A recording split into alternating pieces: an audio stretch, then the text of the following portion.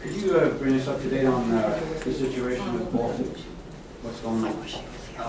Dennis, Langley Engineering and Terms Engineering will be in at the next meeting, the 19th, to give us all the answers we need. I don't have them yet. You don't know anything about the situation? I don't know anything about the situation as far as the presentation, the 19th. They'll be in the 19th to let us know what's going on. Okay, then on another issue. It's a Sunday. I live on Arlington Terrace. 2 blocks, well actually the next block up is, has at the very top had a thing approved to put in, I'm not exactly sure what, but they started construction on something there that is, it's going to be at least 2 housing units, and they're opposite each other. But I went and took a closer look today, and there are walls that, concrete walls that were constructed. They're at least 30 feet high. I couldn't get on the property, but they're at least 30 feet high, maybe 40. And I know that we have an ordinance in town that says that if you're going to be building in that area, or like it's a steep slope to start with. I don't know how they even got permission to do it, but it's a steep slope. And this is a south unit and a north unit. They are absolutely opposite each other. I don't know how this got approved on the basis of the fact that it's a steep slope. It's got walls that have been constructed that are 30 or 40 feet tall. And we have an ordinance that says if you are going to do something like this, you go up 4 feet and back 4 feet, up 4 feet, back 4 feet. That is not what we have up there. And the reason we have that ordinance is because years ago, the town got sued big time because a similar thing, a wall, failed. And we wound up in litigation about the whole thing and fitting a big part of the bill for the remediation. Anyway, I don't understand. If we have all these the rules and regulations about what you can't do and what you can't do, how come this happened? Do you know anything at all about this? You're talking about the property on the top of Cashman Lane? Yes. I'll check into it tomorrow. Okay. I'll call you on the phone. It's also apparently a failed effort. Nothing's happened there for quite a long time. It's fallen into disrepair, and it just actually I wasn't prepared to talk about this tonight. I want to do something else, but since you said you're going to, the thing I wanted to talk about is awful. But I would appreciate if you'd walk through. And then, okay, one other thing. A while back, you said that you had gone over and looked at Mr. Henry's property. Yes, I did. Okay. Witness thing. And I have been there multiple times also, and before and after you were there. Within the last 10 years, there have been things constructed. If you know where his back door is? Yes. Okay. It's sort of like down a little alley. There's almost a vertical slope there that goes up about 20 feet. That's the sidewalk, right? Okay, sorry. Yeah. And that was created. That whole thing up there was created within the last 10 years, or maybe 15 years. But the thing is, it's recent. It's not something like the glacier put it there or anything like that. This is something that people built up there so that they had more of a flat surface that they could put another house on. And that was done against all his objections and trying to bring it to the town's attention. And yet you and several other people at Joint and Dunlop have been up there and said, there's nothing wrong with this. Well, there are rocks constantly coming down. That's a slope that's like this. It was not a naturally occurring thing. There's all sorts of rubbish in that slope also. So it's constantly coming down. It's not stopping. I don't see how anybody in good conscience could go in there, look at that and say, it's all right. It's not all right. He lives there, and anytime he happens to go out, or even if he doesn't go out, there's stuff coming down. Anytime the weather gets better, it rains heavily. Dennis, I don't believe I said it was all right, but it looked like it was there. Like Well, you okay, said, I don't know 15 years. specifically Yeah. what you said, but I did hear you say something, and it sounds to me like you're kind of like going it all. At least I heard that there was nothing you were going to do about it. He has absolutely a valid problem up there. You know, I mean, it's not like it's nothing. He's living with a situation that nobody should have to tolerate. On top of that, it was put on top of him. It wasn't there when he moved in there. It was put up there, and multiple efforts have been made to get attention to the thing, and one expert after another, or non-expert, goes up there and says, it's okay. Well, it's not okay. Thank you. I'm no expert, Dennis, but if you wanted to take a ride up there, I'd meet you, I'll go up there and with if we you. had permission to Mr. Henry, I'd go look. Of course, and I'd like to be there. Because there was no house there, my air and license gone additionally, and your administrator said that steel fence is not allowed. Anyone else wish to be heard? Ordinance. Mayor, just to respond to Mr. Gallagher, we've had the engineer, we've had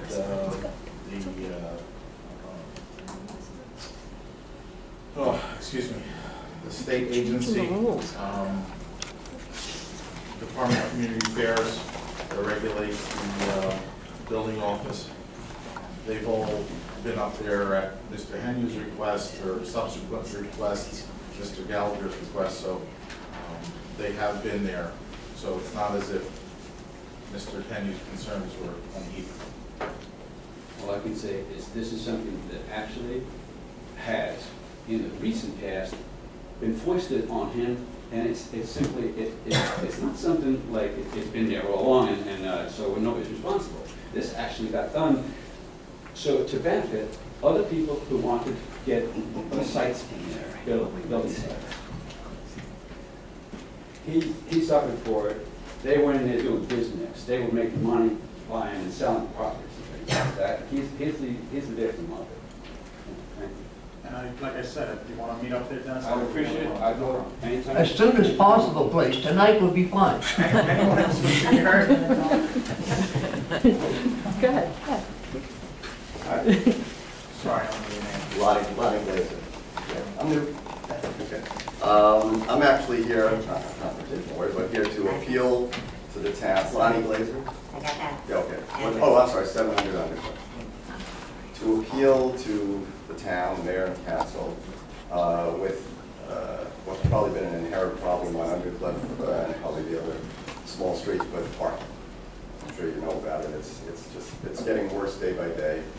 And I think through perhaps incremental steps, maybe things could get done where it doesn't have to be something dramatic, at least at first. But just really, this is an appeal to help, because the church, where I'm right down by Sterling, where we live down there, and the church was, before what it is now, the Korean church, was closed in last April, and then it was like, who knows what was going to happen. And then I actually took on my own little grassroots effort to try to save it as a historical landmark, but I didn't have to at that point because Korean came in. So anyway, they have taken over that frontage where there are signs that may be remnants of past church or even before that, I don't know, congregation, and are on their own kind of enforcing that there's no parking in between those signs. I don't know that they have really any right to do that. They came up with their own little note that they put on people's cars that say no parking here, permit number, or whatever, by ordinance number or something. I went to the police as a first just inquiry.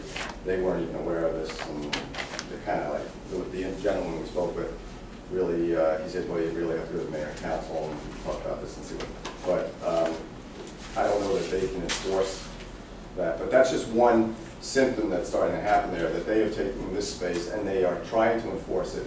And it's really, I have every, you know, all the empathy for them. This church is there. It's from years gone by where people came to that church probably by horse and carriage. There wasn't the population that there is now. It's wonderful to have it there. As I said, I started my own little grassroots to try and save it as a landmark structure, rather than have another townhouse to open over there. But now, we've lost, you know, I mean, when it wasn't anything between the two churches, congregations, you know, I guess people got used to like, hey, we have a few more spots available. And I don't know what it was before when the previous congregation was there. So, really, I mean, I grew up in New York. Every church, every synagogue has one space or whatever, no parking in front of that church for, you know, a limited distance. But they have the whole essentially from one end of the building to the other. They got a handicap spot there, which is fine. But I just wonder, you know, how much right do they have to, you know, and they're a very active church, so it is an inconvenience at varying hours of the day. I mean, I try to be, you know, I don't choose to park there if I don't have to. I prefer to park in front of a house, which is not always possible. And I'm out early. I come back late, whatever the case may be. But that's just one issue is this church, and how much right do they have, and how much authority do they have to, you know, really own these spots rather than maybe one space. There's also a truck, like I think it's one of their buses or trucks or something that is parked there with a commercial place, which someone else told me is not even allowed on that street. And listen, I don't want to inconvenience them, but I think if there has to be a balance, and I would hope that the town would actually defer to the residents first, and then figure out what can they do with the congregation. Maybe, you know, I don't know, help provide them with parking somewhere else and assist them. And I don't really know. I know that when we spoke with the pastor of the previous congregation, she had said amongst many reasons why they had to close their congregation was just the congregation was old, people couldn't walk from down the hill or wherever they were parking. I mean, it's, you know, it's just, so that's just one thing I want to, you know, find out, so the town can help us with that, just because every spot is precious now, and it's more and more so. And in the short time that we're here, a year and a half, it's even gotten worse. And when it snows, I don't even know where I'm going to put my car. And I come home at different hours. I'm trying to think of, as I said, very incremental steps that we do. I think maybe the first thing would be maybe the town create an awareness. Just say, hey, everybody, you know, let's be considerate. Let's think how we put our cars. You know, if you don't take up 2 spaces, if you can, get out of your car. Use your driveways. Use your, well, you know, I don't know about that. There are those that will put their second car in front of the driveway when the other one's in the driveway, and that's very appreciated. I don't know if it's allowed or not, but a lot of residents do that. There are others that don't. I'm not going to name names, but there is one individual that has a large SUV that is almost essentially abandoned there. I don't want to confront him directly, but I really can't imagine that he has the nerve to leave this thing there when he knows how difficult parking is. And his vehicle has moved in the time we're there maybe 3 times out of there. Now, I know code enforcement will go by sometimes and check things, and maybe not enough, I don't know. Residents, the sticker, I mean, I don't know what, you know, again, it's an appeal to the town to help us to, you know, create awareness and see if there's any kind of very, you know, more benign incremental steps that can be done first. Maybe painting lines that define spaces so that in the sections that have longer stretches of curb, which is not that many left anymore, that spots become more defined. This way when someone parks, they're a little more conscientious of where do they put their car. You know, I don't know what else, but you know, as I said, a first step may be just some kind of awareness that the town is aware how difficult it is, and please, like, appeal to the people who live, the residents and so forth.